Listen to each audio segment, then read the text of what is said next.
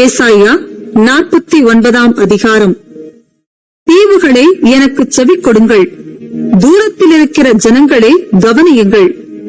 தாயின் கர்ப்பத்தில் இருந்தது முதல் கர்த்தர் என்னை அழைத்து, நான் என் தாயின் வயிற்றில் இருக்கையில் என் நாமத்தை பிரஸ்தாபப்படுத்தினார். அவர் என் வாயை கூர்மையான பட்டயமாக்கி தமது கரத்தின் நிழலினால் என்னை மறைத்து, என்னை துலக்கமான அம்பாக்கி என்னை தமது அம்பரா தூணியிலே மூடி வைத்தார். அவர் என்னை நோக்கி, நீ என் தாசன் இஸ்ரவேலே, நான் உன்னில் மகிமைப்படுவேன் என்றார். அதற்கு நான், விருதாவாய் உழைக்கிறேன், வீணும் வீர்த்தமுமாய் என் பலனை செலவழிக்கிறேன். ஆகிலும் என் நியாயம் கர்த்தரிடத்திலும் என் பலன் என் தேவனிடத்திலும் இருக்கிறது என்று சொன்னேன். யாக்கோபை தம்மிடத்தில் திருப்பும்படி நான் தாயின் கர்ப்பத்தில் இருந்தது முதல் கர்த்தர் தமக்கு தாசனாக என்னை உருவாக்கினார். இஸ்ரவேலோ சேராதே போகிறது. ஆகிலும் கர்த்தருடைய பார்வையில் கனமடைவேன். என் தேவன் என் பலனாயிருப்பார். யாக்கோபின் கோத்திரங்களை எழுப்பவும் இஸ்ரவேலில் காக்கப்பட்டவர்களை திருப்பவும் நீர் எனக்கு தாசனாயிருப்பது அற்ப காரியமாயிருக்கிறது. நீர் பூமியின் கடைசி பரியந்தமும் என்னுடைய ரட்சிப்பாயிருக்கும்படி உம்மை ஜாதிகளுக்கு ஒளியாகவும் வைப்பேன் என்கிறார். இஸ்ரவேலின் மீட்பரும் அதன் பரிசுத்தருமாகிய கர்த்தர் மனுஷரால் அசட்டை பண்ணப்பட்டவரும் ஜாதியாரால் அருவருக்கப்பட்டவரும் அதிகாரிகளுக்கு ஊழியக்காரனுமாய் இருக்கிறவரை நோக்கி, உண்மையுள்ள கர்த்தர் நிமித்தமும் உம்மை தெரிந்து கொண்ட இஸ்ரவேலின் பரிசுத்தர் நிமித்தமும் ராஜாக்கள் கண்டு எழுந்திருந்து பிரபுக்கள் பணிந்து கொள்வார்கள் என்று சொல்லுகிறார். பின்னும் கர்த்தர் அனுக்கிரக காலத்திலே நான் உமக்கு செவி கொடுத்து இரட்சண்ய நாளிலே உமக்கு உதவி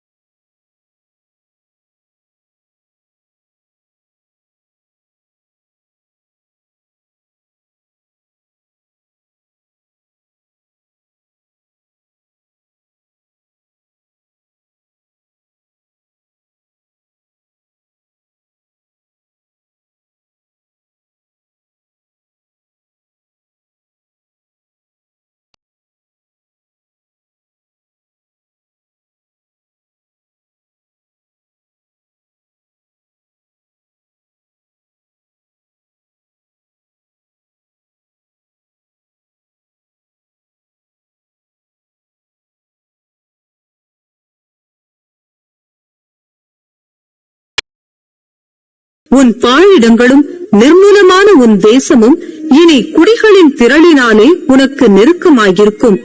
உன்னை விழுங்கினவர்கள் தூரமாவார்கள்.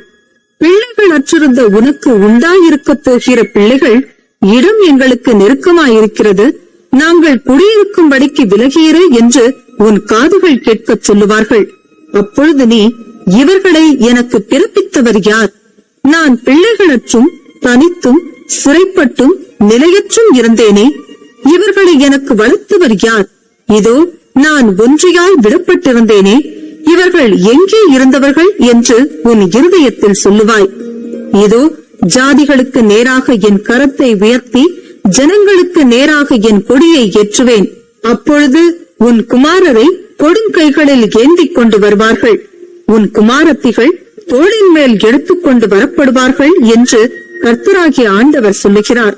ராஜாக்கள் உன்னை வளர்க்கும் தந்தைகளும் அவர்களுடைய நாயகிகள் உன் கை தாய்களுமாயிருப்பார்கள். தரையிலே முகங்குப்புற விழுந்து உன்னை பணிந்து உன் கால்களின் தூளை நக்குவார்கள். நான் கர்த்தர். எனக்கு காத்திருக்கிறவர்கள் வெட்கப்படுவதில்லை என்பதை அப்பொழுது அறிந்து கொள்வாய். பராக்கிரமன் கையிலிருந்து கொள்ளை பொருளை பறிக்க கூடுமோ, அல்லது நீதியாய் சிறைப்பட்டு போனவர்களை விடுவிக்க கூடுமோ? என்றாலும் இதோ பராக்கிரமனால் சிறைப்படுத்தப்பட்டவர்களும் விடுவிக்கப்படுவார்கள். பலவந்தனால் கொள்ளையிடப்பட்டதும் விடுதலையாக்கப்படும். உன்னோடு வழக்காடுகிறவர்களோடே நான் வழக்காடி உன் பிள்ளைகளை ரட்சித்துக் கொள்ளுவேன். உன்னை ஒடுக்கினவர்களுடைய மாம்சத்தை அவர்களுக்கே தின்னக் கொடுப்பேன். மதுபானத்தால் வெறி கொள்வது போல் தங்களுடைய இரத்தத்தினால் வெறி கொள்வார்கள்.